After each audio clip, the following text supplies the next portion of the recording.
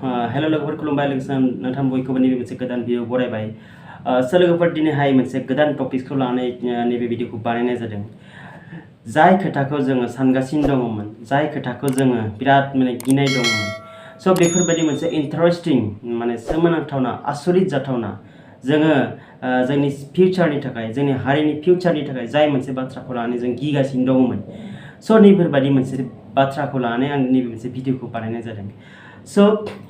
मा बे बाथ्राया बिराद माने सोमोनांथावना इन्टारेस्टिं माने आरो जोंनि फिउचारनि थाखाय साननो गोनां बे मा बाथ्रा स' बेखौ लानानै आं दिनै नैबे मोनसे गोदान भिडिअखौ बानायदों स' लोगोफोर थ'दो बिदिब्ला जोङो बेफोर मा बाथ्रा जानो हागौ बा मा जोंनि थाखाय मोनसे गिख्रंथाव मोनसे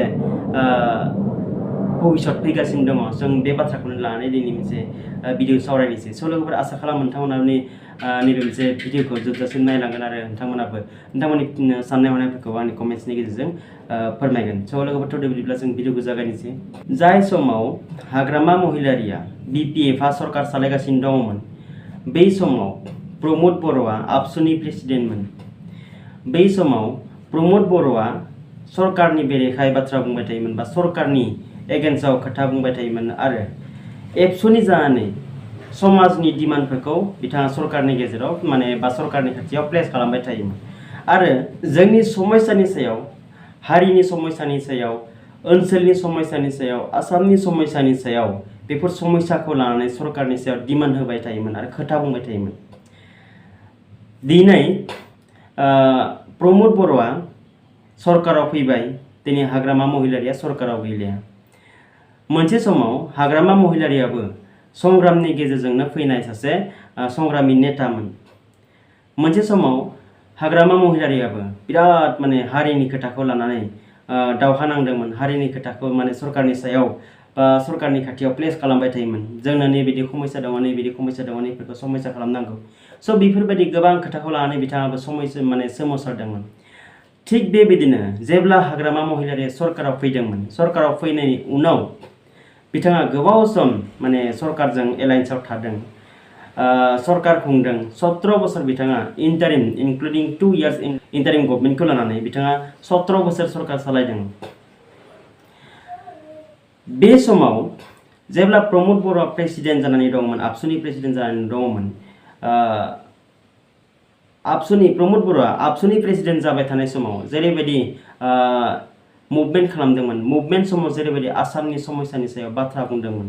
आबसुनि जानानै जेरैबायदि समस्यानि सायाव बाथ्रा बुंदोंमोन दिनै बे प्रमोद बर'आ सरकाराव फैनायनि उनाव दिनै बिथाङा सरकारनि गादियाव जिरायबाय गादियाव जिरायनायनि उनाव बिथाङा दिनै आबसुनि माखासे बेरेखा बाथ्रा बिथाङा बुंनो लाबाय नामा आरो जुदि बुंदोंब्ला बिथाङा मानि थाखाय बुंनो गोनां बायद' जाखो आरो दिनै जुदि बिथाङा बुंदोंब्ला बै समाव हाग्रामा महिलारिखौ बिथाङा क्रिटिसाइज खालामदोंमोन दिनै हाग्रामा महिलारि आरो प्रमोद बर' बेसेबां सैथोबादि बा हाग्रामा महिलारि बा प्रमोद बर' बिसोरनि सायाव जोङो माबायदि डिफारेन्सखौ नुनो मोन्दों स' बेफोरबायदि डिफारेन्सखौ जोङो दिनैनि भिडिअनि गेजेरजों सावरायगोन बा आं बुंनो नागिरदों मोनसे समाव प्रमोद बर'आ हाग्रामा महिलारिखौ एलिगेसन होबाय हारिनि बेरेखा बुंदों आबसुनि बेरेखा बुंदों जातिनि बेरेखा खामानि मावदों बा रायजोनि समस्यानि सायाव बिथांमोना खोथा बुंलिया दिनै बिसोरो आसाम गभर्नमेन्टनि सायाव बा सेन्ट्रेल गभर्नमेन्टनि सायाव बिथा खालामनानै बिथांमोना खोथा बुङो बिथांमोननि बान्दा जाबाय लक्ष्मण रेखाखौ खाना दोनबाय बायदि बायदि खोथाफोरखौ दिनै प्रमोद बर' बिथाङा एलिगेसन होबाय थायोमोन जाय समाव हाग्रामा महिलारिया सरकाराव दंमोन बावैसो सान सिगां मोनसे प्रेस मिट आङो नुदोंमोन बा पेपार काटिं आंनियाव दङ आं बे पेपार काटिंखौ नोंथांमोननो दिन्थिनो नागिरदों बे पेपार काटिंआव आबसुआ डिमान्ड खालामदोंमोन जे दायो जेरैबायदि दैबाना जागासिनो दङ सारा आसामाव बे दैबानाखौ लानानै आबसुआ मोनसे प्रेस मिट होदोंमोन बा प्रेस नट होदोंमोन आरो बे प्रेस नटआ आसामनि जिथु दैबाना बे दैबानाखौ नेशनेल प्रब्लेम हिसाबै डिक्लारेसन होनो थाखाय आबसुआ डिमान्ड होदोंमोन नाथाय दिनै आबसुनि बिबानगिरि जानानै फैनाय प्रमोद बर'आ आबसुनि प्रेसिडेन्ट जानानै फैनाय प्रमोद बर'आ सरकाराव फैनाय लोगो लोगो बिथाङा मोनसे रिप्लाइ होबाय कि आसामाव अखाया हाखागोन बा दैबाना जाखागोन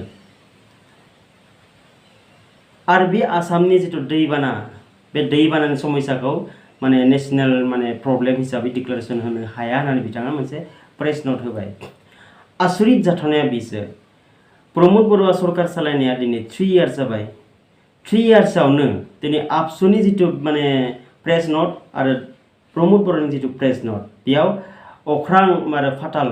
माने फारागखौ जों नुनो मोनदों बा रायजो राजाफ्रा नुनो मोनदों। दिनै आबसुआ जाय समाव प्रमोद बर'आ आबसुनि प्रेसिडेन्टमोन बै समावबो प्रमोद बर'आ गोबां खेब बुंदोंमोन कि आसामनि दैबानाखौ नेशनेल प्रब्लेम हिसाबै डिक्लारेसन होनांगौ गभर्नमेन्टआ। किन्तु बे प्रमोद बर'आ दिनै सरकाराव फैनाय लोगो लोगो आबसुआ जिथु डिमान्ड होदों आसामनि दैबानाखौ नेशनेल प्रब्लेम हिसाबै डिक्लारेसन होनांगौ होननानै जिथु डिमान्ड होदों बे डिमान्डखौ लोगो लोगो प्रमोद बर' बायदि मानसिया माने नाकच खालामनाया डिनाय खालामनाया बा आबसुनि एगेन्स्टआव खोथा बुंनाया जोंनि भबिष्यतनि बिराद गिदिर मोनसे खैफोदनि संकेत होननानै आं सानदों बा रायजो राजाफ्रा सानदों। मानोना दिनै जाय समाव आबसुनि प्रेसिडेन्ट जानानै सोमावसारबोदोंमोन दिनै बेबायदि प्रमोद बर'आ दिनै 3 इयार्सआवनो आबसुनि जुदि दिनै एफा गाबोन एफा जुदि बेरेखा बाथ्रा बुंलांबाय थायोब्ला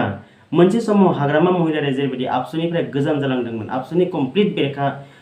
खोथा बिथाङा बुंदोंमोन थिग बेबायदिनो प्रमोद बर'आबो मोनसे समाव आबसुनि कमप्लिट बेरेखा बिथाङाबो जाहैगोन नामा। स' बे खोथाखौ लानानै जों मोनसे इंगित मोनदों बा संकेत बियो भबिष्यतनि मोनसे बिराद गिदिर संकेत। स' जुदि बेफोरबायदि जुदि जायोब्ला दिनै प्रमोद बर' आरो हाग्रामा महिलारि बिथां सानैनि गेजेराव जेबो डिफारेन्स गैया होननानै जोङो साननो गोनां बाध्य जासिगोन। आरो गभर्नमेन्टआव फैनाय लोगो लोगोनो बिटिसिनि जायफोर रिप्रेजेन्टेटिभ बिटिसिनि जायफोर इलेक्टेड मेम्बार बिथांमोना मानो आबसुनि बेरेखा जानो गोनां जायो बा आबसुनि बा जायफोर माने संग्रामि आफादफोर बिसोरनि मानो हेंथा बुंनो गोनां माने बाध्य जायो। दिनै प्रमोद बर' बायदि मानसिया बेफोरबायदि बेरेखा बुंथावनायानो बा बुंनायानो बिराद गिदिर मोनसे अपमाननि खोथा बा बिराद गिदिर मोनसे साननो गोनां बाथ्रा होननानै जों साननो गोनां बाध्य जादों। दिनै जों मालाबाबो सानाखैमोन कि प्रमोद बर'आ आबसुनि बेरेखा बुंनो लागोन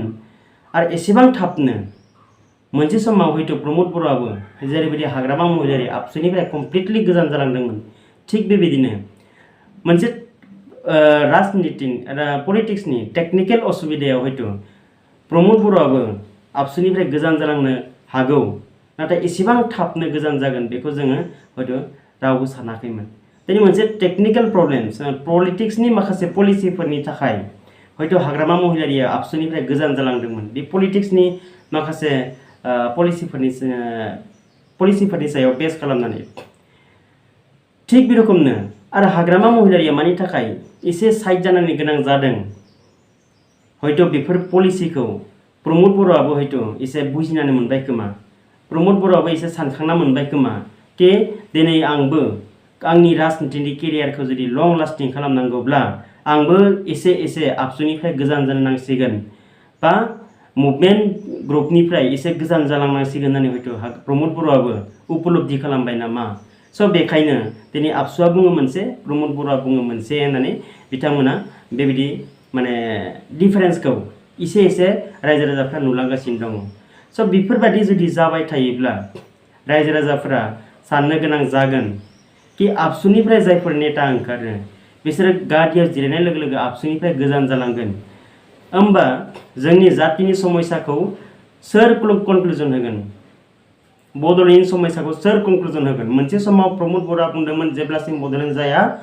अब्लासिम आङो सोमावसारनायखौ लांबाय थागोन आरो जिउआव बिथाङा गावबुराबो जानो गोसो गैया होननानै बिथाङा बुंदोंमोन। EMGMआथ' बाद गावबुराबो जानो गोसो गैया होननानै बिथाङा मोनसे समाव बुंदोंमोन। किन्तु दिनै बिथाङा EMMCLAथ' बादानो CM जाफैबाय बिथाङा माने chief executive member of BTC बा BTR बिथाङा दिनै चिफ जाफैबाय हाग्रामानि गारिखौनो बिथाङा लाफैबाय जाय मानसिया गावबुराबो जानो गोसो गैया होननानै बुंदोंमोन। बे समावनो बेनिफ्राय फैयै दिनै जाय समाव आबसुनि बिबान लानाय समाव बिथाङा डिमान्ड होगासिनो दंमोन सरकारखौ दिनै आबसुनि एजेन्डाफ्रा हयथ' थिगानो दङ किन्तु प्रमोद बर'आ सरकाराव फैनाय लोगो लोगो दिनै माखासे एजेन्डाफ्रानो बिथाङा सोलायबाय पलिसिफ्रानो बिथांना सोलायबाय आबसुनि माखासे एजेन्डाफोरखौनो हयथ' बिथाङा बावगाराखैब्लाबो दिनै हेंथा बुंनो गोनां बाध्य जानो गोनां जानायानो दिनै बिराद माने आसुरित जाथावना खोथा आरो बे एसेबां थाब खम समनि गेजेराव प्रमोद बर'आथ' सरकाराव फैजेननायनिफ्रायनो गोबां मिसा खोथा बुंबोगासिनो दङ रायजो राजाखौ गोबां थगायबोगासिनो दङ बिथांमोना मानो होनोब्ला दिनै सरकाराव फैजेननाय लोगो लोगो VCDC चेयारमेनखौ बिथांमोना माखासे क्राइटेरिया होनानै दोनदोंमोन जायफोर माने VCDC चेयारमेन जागोन बेफोर क्राइटेरियाखौ बिथाङा फुलफिल खालामासै VCDC नि चेयारमेन जानो थाखाय मिनिमाम मेट्रिक पास जानो नांगौ होननानै बिथांमोना बुंदोंमोन दिनै माखासे VCDC चेयारमेनफोरा माने मेट्रिक पास नंबावा आन्डार मेट्रिक बिथांमोना स' माखासे जायफोर क्वालिफिकेसन होदोंमोन माखासे जितु क्राइटेरिया होदोंमोन आरो इलेक्सन जागोन होननानै बुंदोंमोन VCDC चेयारमेननो इलेक्सन जायासै स' बेखायनो प्रमोद बर'आ सरकाराव फैजेननायनिफ्रायनो माखासे मिसा खोथाखौ बिथाङा रायजो राजानो बुंबोगासिनो दङ बा माखासे जितु मिसा प्रलोभन बेफोरखौ रायजो राजानो बिथांमोना होबोगासिनो दङ स' बिनिफ्राय रायजो राजाफोरा मिथिनो बा बुजिनो आद्रा गैलिया जे प्रमोद बर'आबो माखासे मिसा खोथा मिसानि आश्रय लानो गोनां बाध्यता जानानै फैदों लासै लासै दिनै एसे गाबोन एसे बे रखमनो आबसुनिफ्रायबो गोजान जालांनायखौ जोङो नुनो मोनदों आबसुनि माखासे बाथ्रा आरो प्रमोद बर'नि माखासे बाथ्रा बेयाव बिराद माने गिदिर माने डिफारेन्सखौ जों नुबोगासिनो दङ नङाब्लालाय जाय बाथ्राखौ दिनै प्रमोद बर'आनो प्लेस खालामबाय थादोंमोन बे बाथ्राखौ दिनै आबसुआ प्लेस खालामदों दिनै प्रमोद बर'आ उल्था बुंनांगौनिलाय माथो खोथा दङमोन स' बेखायनो रायजो राजाफोरा माने बुजिनो आद्रा गैलिया जोंनि हारिनि गेजेराव बिराद गिदिर मोनसे पलिटिक्सनि माने दावराव जानो थांगासिनो दङ नामा बा राजनितियारि बिराद गिदिर मोनसे संकेत फैनो थांगासिनो दङ नामा स' बेखौ जोङो माखासे जायफोर साननो हनो गोरों भबिष्यतनि माखासे खोथाफोरखौ साननो हनो गोरों रायजो राजा बिथांमोना कनसियास माने बर' सुबुंफोरा माने साननो गोनां बाध्यता जादों हाग्रामा महिलारि बायदि बिथाङाबो जुदि प्रमोद बर'आबो जुदि आबसुनिफ्राय गोजान जालाङोब्ला बा माखासे मुभमेन्ट ग्रुपनिफ्राय गोजान जालाङोब्ला दिनै जेरैबायदि हाग्रामा महिलारिया माखासे नेताफोरखौ बायखांनानै गावसोरनि पार्टियाव लानानै दोनदों माखासे नेताफोरखौ बायखांनानै बिथाङा मुभमेन्टआव ओंखारनो हायै जेरैबायदि मोनसे परिबेस खालामनानै दोनदोंमोन मोनसे समाव आबसुआ माने मुभमेन्ट खालामोब्ला दिनै प्रमोद बर'आबो माखासे नेताफोरखौ बायखांनानै मुभमेन्टआव ओंखारनो हायै परिबेस खालामनानै दोनगोन नामा आरो बेफोरबायदि जुदि जायोब्ला आन्दोलनखौ फिन आन्दोलन जुदि जाफिनोबा नेतृत्वखौ सोर होगोन आरो जोंनि गेजेराव पलिटिकेल जेरैबायदि गुलाय गुजाय जानानै दङ बियो माब्ला खौसेथियाव फैगोन कनक्लुजनआ माब्ला जागोन जोङो जितु नुगासिनो दङ प्रेजेन्ट सिटुएसनाव दिनै प्रमोद बर'आ सान्ति फैबाय होननानै बुंगासिनो दङ बे सान्तिजों बर' हारिया बेसेबां डेभेलप जानो हागोन जों साननो गोनाङा बेसो आरो माबायदि सान्ति फैदों दिनै जोंनि गेजेराव सान्ति फैबाय होननानै बुंदों खिन्थु जोङो गुबुन हारिनिफ्राय जोंनि हारिखौ माबायदिहाय प्रटेक्टेड होना लाखिनो हागोन गुबुन हारिनि जेरैबायदि गादबनाय नासयनाय बेफार फालांगियावनो जा राजखान्थियावनो जा जेरैबायदि जोंखौ नाख्रेबगासिनो दङ जोङो बेफोरनिफ्राय जोंनि हारिखौ माबायदिहाय रैखा खालामनो हागोन स' बेसो खोथाया आङो माब्लाबाबो उग्रपन्थीखौ सापर्ट होआ माब्लाबाबो भायलेन्सखौ सापर्ट होआ उग्रपन्थीनि समस्या जोबलांबाय हाथियारनि सोमावसारनाया जोबलांबाय जों बेखौ वेलकाम खालामदों खिन्थु मोनसे खोथाया जादों मा पलिटिकेलि जों माबायदिहाय जोंनि हारिखौ रैखाथि खालामना लाखिनो हागोन जों सान्ति फैनानै अब्लासो जों डेभेलप जानो हागोन स' बेखायनो जोंनि खोथाखौ सानदों कि रायजो राजानि खोथाखौ सानदों कि प्रमोद बर'आ जेरैबायदि सरकाराव फैनायनिफ्रायनो बिनि माखासे बाथ्राफोरा एसे साननो गोनां जादों बा बिनि माखासे बाथ्राफोरा एसे कन्डिसन गोनां जों नुबोगासिनो दङ मुभमेन्ट समाव जेरैबायदिमोन गभर्नमेन्टआव फैनायनि उनाव जेरैबायदि बाथ्रा बुङो स' माखासे बाथ्राफोरा डिफारेन्स जानानै फैदों स' बेखायनो जों सानो प्रमोद बर'आ जेसेबांखिनि मिसा बाथ्रा बुंनानै सरकार सालायथोंमोन बिनि सरकार सालायनाया बेसेबां गोबावसिम थाङो बा बिनि सरकारा बिनि पलिटिकेल केरियारा बेसेबां लं लास्टिं जायो बिनि पार्टिया बेसेबां लं लास्टिं जायो स' बेखौ जोङो समावसो नुनो मोनसिगोन नाथाय रायजो राजाफोरा गासैबो नोजोर होगासिनो दङ रायजो राजाफोरा गासैबो अबजार्भ खालामगासिनो दङ स' लोगोफोर जेखियानो जायाथों मानो आं जितु प्रमोद बर'नि बाथ्रा आरो आबसुनि जितु बाथ्रा बेयाव एसे डिफारेन्स जिखौ नुदों आङो स' बेखौ लानानैसो आं मोनसे खोथाखौ गिखांनाय फैदों कि प्रमोद बर'आबो लासै लासै मेन स्ट्रिमनिफ्राय एरायलांसिगोन नामा जेरैबायदि हाग्रामा महिलारिया माखासे मेन स्ट्रिमनिफ्राय माने बारलांनानै एरायलांनानै आनज्रायलांनानै जेरैबायदि गावनि पलिटिकेल केरियारखौ लं लास्टिं खालामनो थाखाय जेरैबायदि पलिटिक्स खालामबाय प्रमद बर'आबो जुदि बेफोरबायदि पलिटिक्सआव जुदि हाबलायोबा बेफोरबायदि पलिटिक्सआव जुदि हाबोबा जोंनि जातिनि भबिष्यतआ मा जाहैगोन ओरैनो जेराव राजखान्थि दङ बेयाव खौसेथि गैया जेराव राजखान्थि हाबो जेराव पलिटिक्स हाबो बेयाव खिन्थु जेब्लाबो इउनिटि फैया स' बेखायनो आं बेखिनि बाथ्राखौ आं दिनै सावरायबाय नोंथांमोनाबो जाहाथे अबजार्भ खालामदों स' नोंथांमोना माबायदि अबजार्भ खालामदों स' बेखौ नोंथांमोना कमेन्ट सेक्सननि गेजेरजों आंजों सावरायजागोन बा फोरमायजागोन स' माखासे बाथ्रा हयथ' आंनियाबो गोरोन्थि जानो हागौ मानोना आंबो माखासे बाथ्राखौ आंनि फ्राय आं भबिष्यतनि खोथाखौ सिन्था खालामनानैसो बा भबिष्यतआव मा जानो थांगासिनो दङ बेखौ आं साननानैसो नैबे भिडिअखौ बानायनाय जादों हयथ' आंनि भबिष्यतबानिया बा आंनि माने जिथु फिउचारनि जिथु साननाय बेबो हयथ' गोरोन्थिबो जानो हागौ स' बेखायनो नोंथांमोननिफ्रायबो आं भिउ पइन्ट्सखौ आङो कमेन्ट सेक्सननि गेजेरजों लुबैबाय आरो भिडिअखौ जोबजासिम नायनो थाखाय बयखौबो साबायखर बावबाय गोजोन्थों।